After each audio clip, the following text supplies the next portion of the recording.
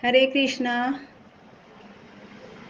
मार्गशीर्ष की मोक्षदा एकादशी व्रत कथा विधि। पूजा विधि क्या है जानते हैं। आइए जानते हैं। मोक्षदा एकादशी के दिन भगवान श्री कृष्ण, महर्षि वेदव्यास और श्रीमद् भागवत गीता का पूजन किया जाता है। इस व्रत की पूजा विधि इस प्रकार है।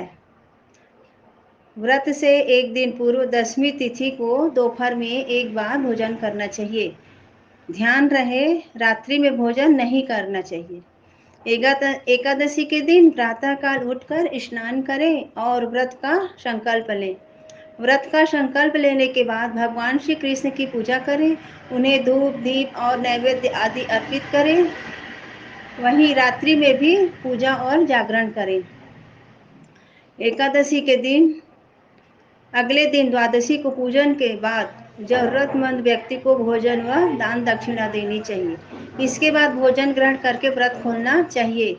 अब व्रत का महत्व जानते हैं। आइए। धर्मराज युधिष्ठिर कहने लगे कि हे भगवान, मैंने मार्गशीर्ष कृष्ण एकादशी अर्थात उत्पन्ना एकादशी का सविस्तार वर्णन सुना। अब आप कृपा करके मुझे मार्गशीर्ष माह के शुक्ल पक्ष की एकादशी के विषय में भी बतलाइए। इस एकादशी का क्या नाम है तथा इसके व्रत का क्या विधान है, इसकी विधि क्या है, इसका व्रत करने से किस फल की हमें प्राप्ति होती है, कृपया यह सब विधान पूर्वक कहिए। भगवान श्री कृष्ण बोले, मार्गशीर्ष माह के शुक्ल पक्ष में आने वाली इस एकादशी को मोक्षदा एकादशी कहा जाता है। यह व्रत मोक्ष देने वाला तथा चिंतामणि के समान सब कामनाएं पूर्ण करने वाला है, जिससे आप अपने पूर्वजों के दुखों को खत्म कर सकते हैं। इसका महात्म्य मैं तुमसे कहता हूँ, ध्यान पूर्वक सुनो। व्रत कथा। गोकुल नाम के नगर में वैखानस नाम राजा राज्य करता था। उसके राज्य में चारों वेदों के ज्ञाता ब्राह्मण रहते थे। वह राजा अपनी प्रजा का पुत्रवत पालन करता था। एक बार रात्रि में राजा ने एक स्वप्न देखा। उसके पिता नरक में है। उसे बड़ा आश्चर्य हुआ। प्रातः वह विद्वान ब्राह्मणों के पास गया और अपना स्वप्न सुनाया। कहा, मैंने अपने पिता को नरक में कष्ट उठाते देखा है। उन्होंने मुझसे कहा कि हे पुत्र, मैं नरक में पड़ा हूँ, यहाँ से तुम मुझे मुक्त कराओ। जब से मैंने यह वचन सुने हैं तब से मैं बहुत बेचैन हूँ।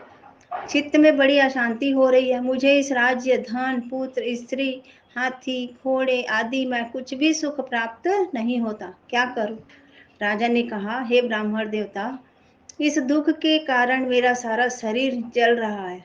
अब आप कृपा करके कोई तप, दान, व्रत आदि ऐसा उपाय बताइए जिससे मेरे पिता को मुक्ति मिल जाए। उस पुत्र का जीवन व्यर्थ है जो अपने माता पिता का उद्धार ना कर सके। एक उत्तम पुत्र जो अपने माता पिता तथा पूर्वजों का उद्धार करता है, वह 1000 मूर्ख पुत्रों से अच्छा है।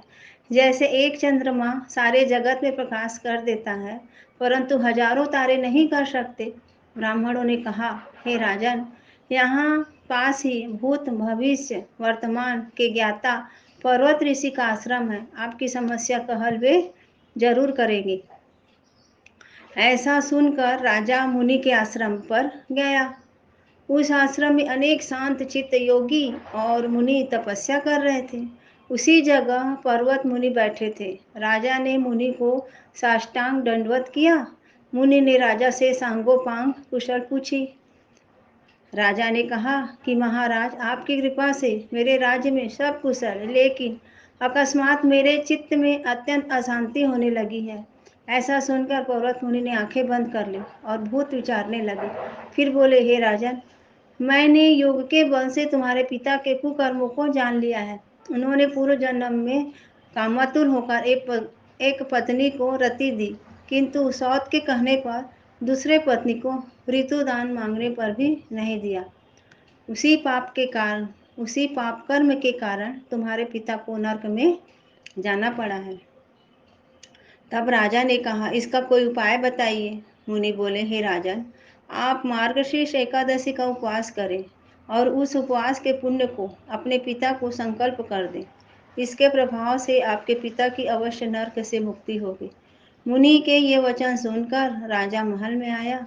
और मुनि के कहने अनुसार कुटुंब सहित मोक्षदा एकादशी का व्रत किया। इसके उपवास का पुण्य उसने पिता को अर्पण कर दिया। उसके प्रभाव से इसके प्रभाव से उसके पिता को मुक्ति मिल गई और स्वर्ग में जाते हुए वे पुत्र से कहने लगे, हे पुत्र, तेरा कल्याण हो। यह कहकर स्वर्ग चले गए।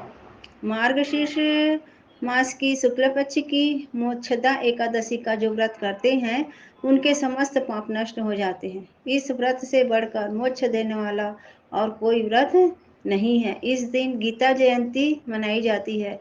साथ ही यह धनुर्मास की एकादशी कहलाती है।